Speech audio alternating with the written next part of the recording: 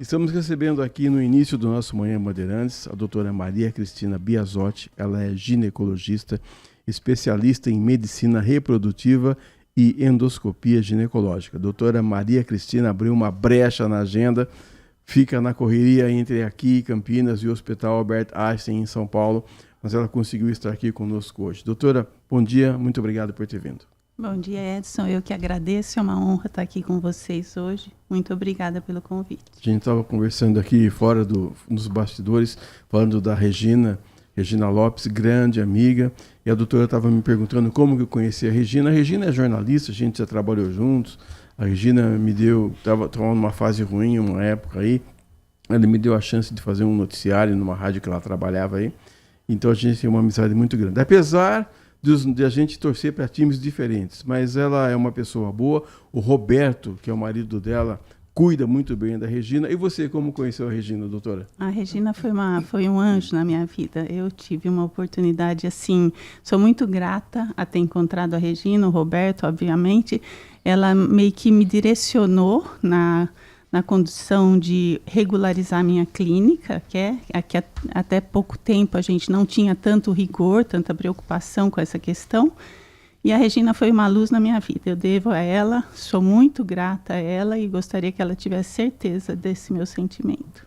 Ela vai ter, porque depois a gente vai mandar aqui o link da nossa entrevista para ela. Doutora, quando a gente estava conversando aqui, preparando a nossa entrevista, você usou um termo que eu não conhecia, que é reserva ovariana. Vamos então falar sobre esse tema. O que é que significa isso? Edson, a gente se preocupa hoje muito com essa questão. Eu sou ginecologista, eu sou especialista em medicina reprodutiva e eu tenho tido nesses anos todos conversado com as pacientes nas consultas e é muito comum elas me dizerem: ai doutora, que pena que eu não guardei os meus óvulos. Hoje eu já estou numa idade avançada e eu não tive a oportunidade de fazer essa reserva. A gente já tem acesso a essa técnica desde muito tempo. Edson, eu não tive filhos, né? Apesar de eu trabalhar na área, eu me lembro há anos atrás, quando um dos papas, né, na reprodução, né, Sherman Silver, ele me disse: você não vai congelar os seus óvulos? Eu tinha 30 anos naquela época e eu não congelei.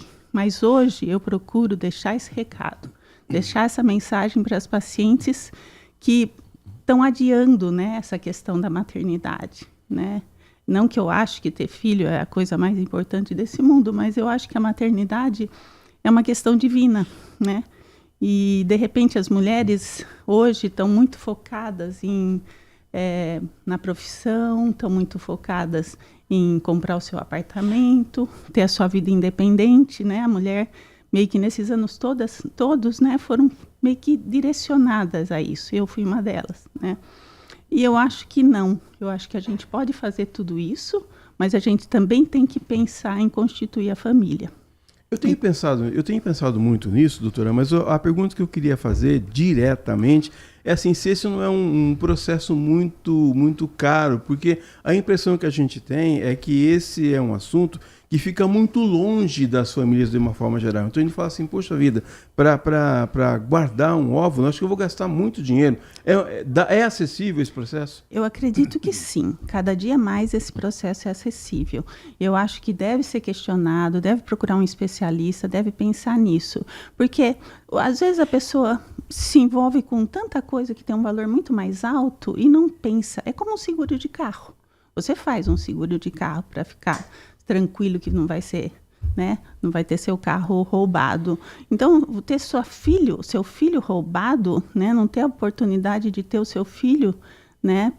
Passando por esta vida, passando por este mundo, eu acho que tem que ser pensado nisso. Não é um custo excessivo, não é um procedimento extremamente agressivo. Eu acho que deve se informar e deve saber sobre isso. Agora, tem muita gente que quer ter filho, ou por esse motivo não tem, ou também, às vezes, porque o casal é infértil. E como que se avalia isso, doutora? Na verdade, a avaliação de um casal infértil é um procedimento relativamente simples. Você faz uma consulta, né? Você avalia o casal. A gente nunca deve esquecer que o homem, 40% dos problemas é masculino. num casal Nossa, infértil. É bastante. Bastante. Então, às vezes, um simples problema, uma simples queda na qualidade do sêmen pode levar esse casal à infertilidade.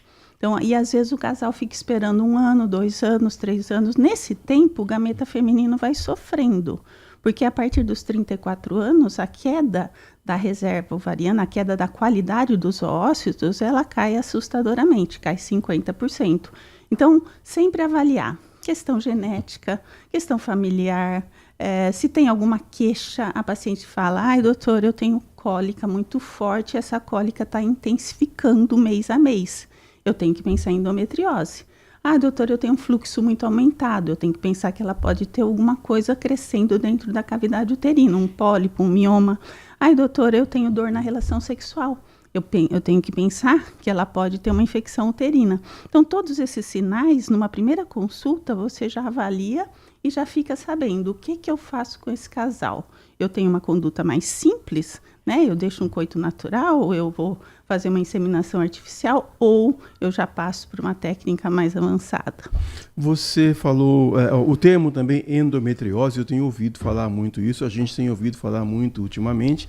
Eu imagino que seja uma doença que sempre existiu, mas com o advento da internet, aparece toda hora. Às vezes a gente fala assim, parece que o celular tem ouvido, né? Você fala uma palavra, ontem aconteceu uma coisa engraçada. Eu tô com uma dor aqui no calcanhar, doença de velho, né? Aí eu falei, puxa vida, eu queria ver uma história de uma palmilha. Caramba, eu digitei palmilha, é só ligar o celular, aparece 20 e pessoas querendo vender palmilha para mim. Então, a endometriose, ela ficou sendo um termo mais fácil de ser acessado, as pessoas conhecem mais, estão procurando mais os médicos por causa dessa doença? Edson, eu acredito que a internet veio para o bem e veio para o mal também. Eu estou aqui hoje com você, talvez no interesse de transmitir o que eu aprendi durante anos e anos da minha vida. Quando a gente fala de endometriose, óbvio, é muito importante que seja feito um diagnóstico precoce. Por quê? Porque ela é progressiva, ela pode... E por que uma paciente tem e outra não tem? Então, Edson, endometriose é um tecido endometrial fora da cavidade uterina, que não seria natural. Então, quando a mulher menstrua, às vezes um pequeno foco daquele endométrio, que é a parte interna do útero, que ela menstrua, ele vai se alojar em alguma parte da pelve, né? Então, ela vai para o intestino, ou ela vai para o ovário, ou ela vai para a região posterior do útero. Então, esses focos, quando a mulher sangra, vai sangrar também. E ela vai ter uma dor que vai se intensificar mês a mês. O que eu faço para que isso não... Eu não vou dizer que a gente vai curar uma endometriose, mas a gente vai melhorar o quadro. Como? Bloqueando a menstruação. E se essa mulher tiver interesse na gravidez, ela vai ficar 9 meses sem menstruar, isso vai ajudar no tratamento daquele, ou seja, vai ser um tratamento meio que paliativo, porque a gente não consegue curar definitivamente a endometriose, mas a gente consegue amenizar os sintomas.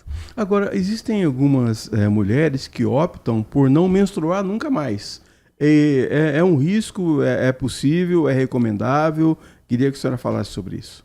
É muito complexo falar sobre isso, mas acredito eu que a menstruação não tem que necessariamente ocorrer. É óbvio, se ela não tiver filhos, quiser engravidar, eu preciso da menstruação, porque na verdade, toda mulher que menstrua, ela tem uma chance em torno de 90% de estar ovulando. Então ela vai me dar essa informação. Se ela já tem a família constituída, se ela tem uma endometriose, se ela tem alguma queixa que durante o ciclo menstrual ela sofre, não tem por que não bloquear a menstruação. Agora, doutora, estamos ouvindo aqui, importante a gente dizer que a gente está ouvindo aqui a doutora Maria Cristina Biasotti, que é ginecologista, e ela está nos dando uma aula aqui sobre essas questões todas. Agora, eu falei de casal infértil, mas eu queria perguntar para a senhora também se é possível prever ou evitar uma gravidez de risco. Bom, é uma excelente pergunta, Edson. Tudo que a gente tem que fazer hoje, eu acho que cada vez mais é prevenir, é a prevenção. Eu sou uma adepta da prevenção, seja de uma pessoa de idade, seja uma pessoa que quer engravidar. O que a gente tem que fazer? Afastar todas aquelas variáveis confundidoras que vão atrapalhar a vida daquele casal. Então, é muito importante, numa primeira consulta, eu avaliar. Eu tenho alguma sorologia alterada, por exemplo, citomegalovírus. É um vírus hormônios que vai agredir o cérebro do bebê. Então, eu não posso engravidar com o IgM, ou seja, com a doença ativa do citomegalovírus. Eu não posso engravidar com uma infecção uterina, que eu tenho chance de abortar. Eu não posso engravidar, ou seja, eu devo pesquisar antes de engravidar uma alteração genética no casal, né? Um paciente que tem uma talassemia, por exemplo, ele tem talassemia minor, ela também tem talassemia minor, que é uma anemia dos italianos. O que acontece? Ela pode nascer com a talassemia major e essa criança vai sofrer por um bom tempo, né? Então, tem várias coisas que, eu não sei se eu vou me lembrar de tudo agora, mas tem várias coisas que a gente tem que pensar antes. Essa paciente tem alguma lesão na cavidade uterina, ela tem um pólipo, ela tem uma sinéquia, ela tem uma aderência, ela tem um antecedente de abortamento com curetagem. Tudo isso a gente tem que investigar. E muito importante, como eu relatei para você anteriormente, é avaliar o sêmen. Se eu tiver um sêmen com morfologia alterada, que certamente essas situações acontecem por uma agressividade que pega o acrosoma do espermatozoide, por uma bactéria, por uma infecção prostática crônica. Tudo isso leva a uma alteração seminal, cai a qualidade do fator masculino, cai a qualidade do sêmen e a paciente não engravida. Ou, se engravidar, pode levar a um abortamento precoce. Assim, e da idade para a mulher engravidar? É fator... uma outra questão que a gente valoriza muito também. Por isso que a gente sempre aconselha, engravida logo, faça a sua família, depois vai pensar no resto. É o que a gente aconselha. Se passa um pouco, por um motivo ou por outro, eu tenho que acompanhar essa paciente em relação à reserva ovariana. Ela tem 34 anos. Ai, doutora, eu estou tranquila, tenho 34 anos, está ótimo. Não, faça uma investigação para ver se a tua idade cronológica é igual à tua idade biológica. Porque às vezes você tem 34, mas o teu ovário já não tem mais 34, você tem uma reserva ruim. Para isso, a gente faz um exame que chama anti-mulleriano. Esse exame vai me dar uma ideia muito satisfatória do quanto eu posso esperar para engravidar. A senhora acha que os homens, de uma forma geral, doutora Maria Cristina, estão participando mais do processo de gravidez? A gente está ouvindo aí o quinto sinal, 10 horas mais 15 minutos, porque antigamente, agora a gente tem visto muitas fotos, a gente ouve falar alguns termos, o casal grávido, ou o homem fala, agora eu também estou grávido, ou até um tempo atrás, eu tenho a impressão que os homens diziam assim para a mulher, você está grávida, o problema é seu. A responsabilidade de uma gravidez é só da mulher, doutora? Não, eu posso te dizer que eu já estou na área há bastante tempo e eu posso te dizer que eu vi essa evolução, eu acompanhei esses casais. Eu me lembro, e não posso me esquecer, que eu fui convidada para uma festa de 15 anos de uma menininha. Se ele me ouvir agora, ele vai lembrar. E eu acho que ele tinha tomado algumas cervejas. Ele chegou para mim e falou assim, ai, doutora, eu detestava você. Porque eu sempre chamava o parceiro. Eu sempre chamava o parceiro para investigar o sêmen. Se o sêmen não estiver bom, não vou ter sucesso. E eu pegava no pé. Assim, você vai ter que melhorar, tomar vitamina, vou ter que tratar. Até o teu sêmen chegar na condição que eu gostaria. E ele me disse assim, eu não gostava da senhora, doutora. E na segunda filha, porque as duas tinham engravidado de uma maneira meio natural, mas eu foquei nele. Então, eu nunca me esqueço disso. Então, hoje, como que eu faço? Hoje, eu atendo os casais em separado. Eu pergunto para um tudo e mais alguma coisa e pergunto para o outro. Depois, eu uno o casal. Porque, às vezes, tem alguma coisa que um não gostaria de que o outro soubesse, sei lá.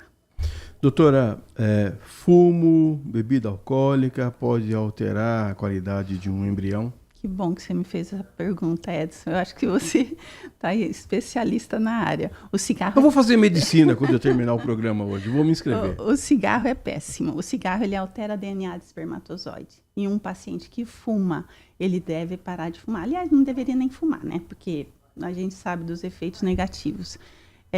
E o sêmen, ele sofre alteração a nível de DNA, então, às vezes, eu posso até ter um embrião. Eu consegui que o embrião se fertilizasse. Porém, às vezes, esse embrião, ele tem alterações e pode dar algumas alterações genéticas, algumas alterações no bebê, como câncer, doença bipolar, autismo e algumas outras doenças. Então, a gente deve sempre cuidar da saúde do casal antes de pensar na gravidez.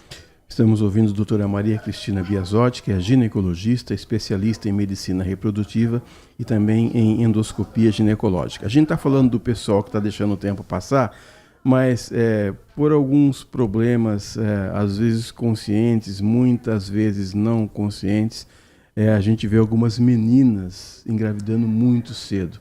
E a gente não precisa ser nenhum gênio para dizer que é uma gravidez de risco, não é, doutora? Esse é um outro ponto que foi muito bom você colocar. Óbvio, eu sou a favor do bebê, né? Eu falo que eu tenho uma missão nesse mundo que é trazer boas crianças para o mundo para fazerem a diferença. Eu acredito que eu tenho essa missão. Mas, assim, não precisa começar cedo também. Eu acho que a menina tentou... Eu me preocupo muito com essa questão. E quando eu consulto uma menina mais nova, eu sempre coloco esses riscos que pode ter com uma vida sexual ativa muito precoce, e já investigar se ela tem uma cólica muito forte, se ela tem uma tendência à endometriose. Tudo isso a gente tem que conversar com aquela menina, que um dia ela vai ser uma mulher, né? E quanto menos ela tiver exposta a riscos que possam prejudicar a fertilidade dela, é o que a gente gostaria. É a prevenção, mais uma vez.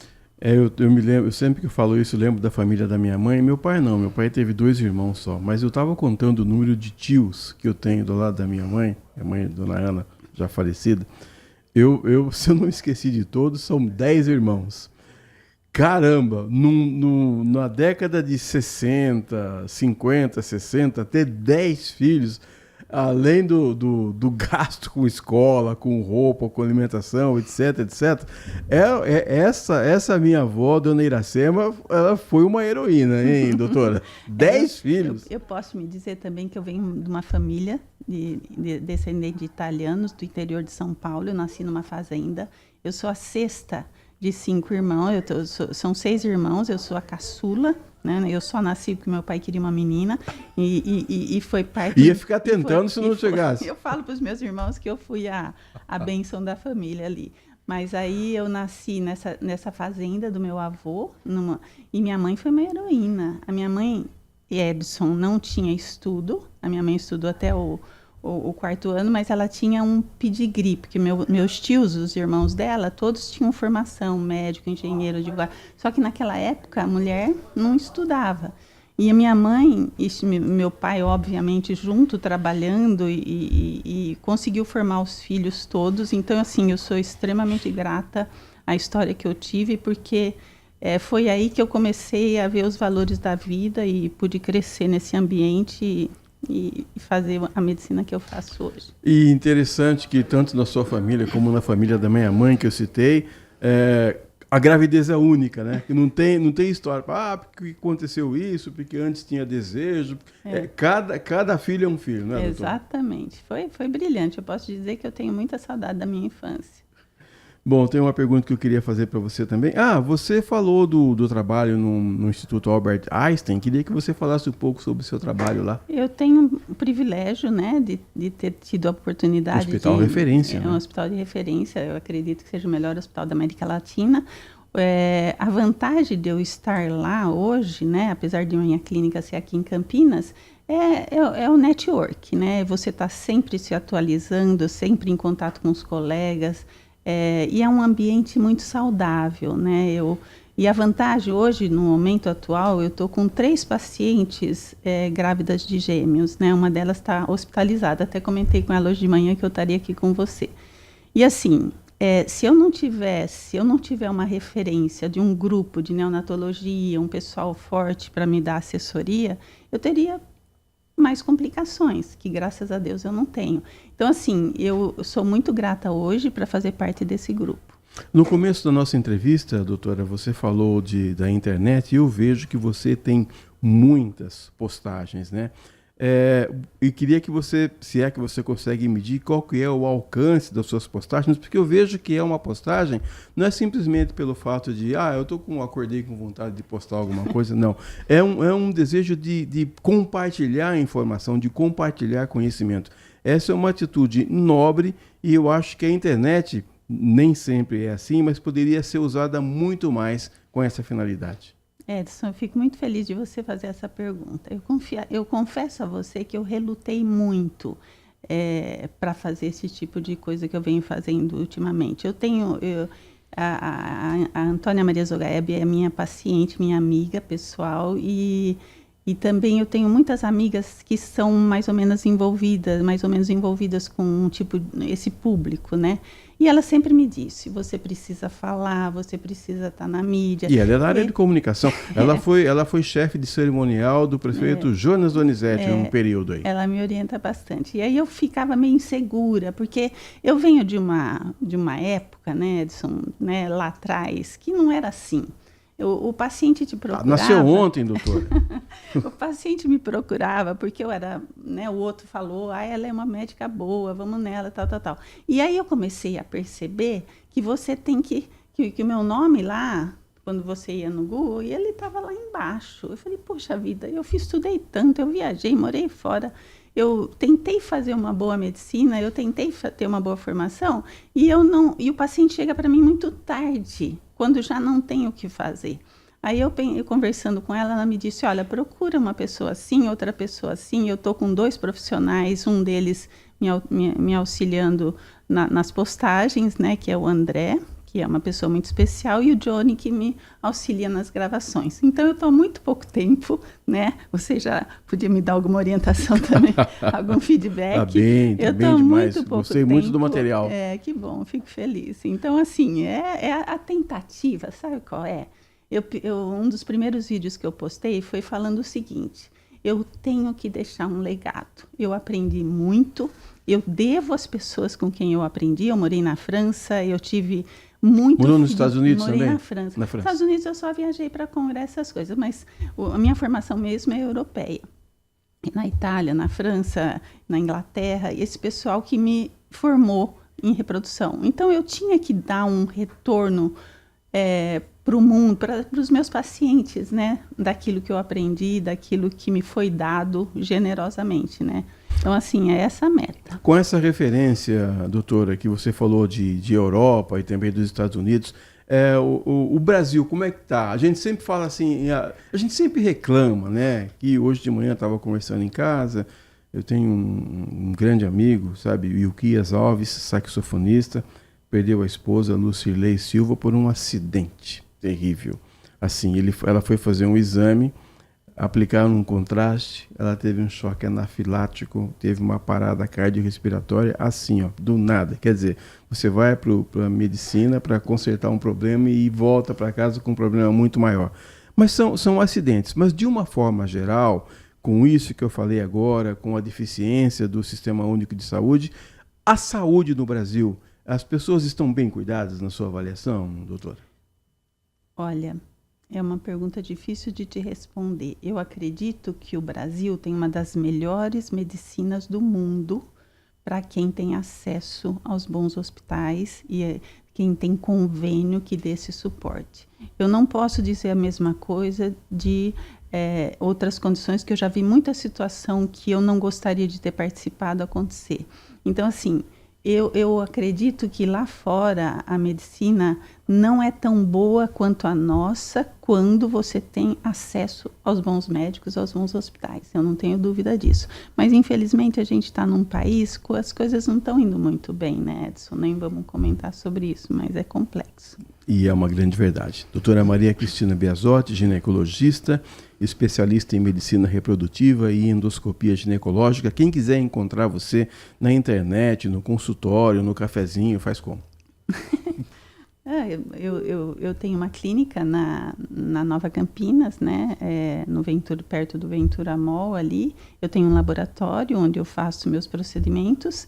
Eu trabalho no Einstein, eu posso deixar com você os meus contatos. Então eu tenho o maior prazer de poder ajudar caso alguém precise dos meus cuidados. Lembra da conta do Instagram?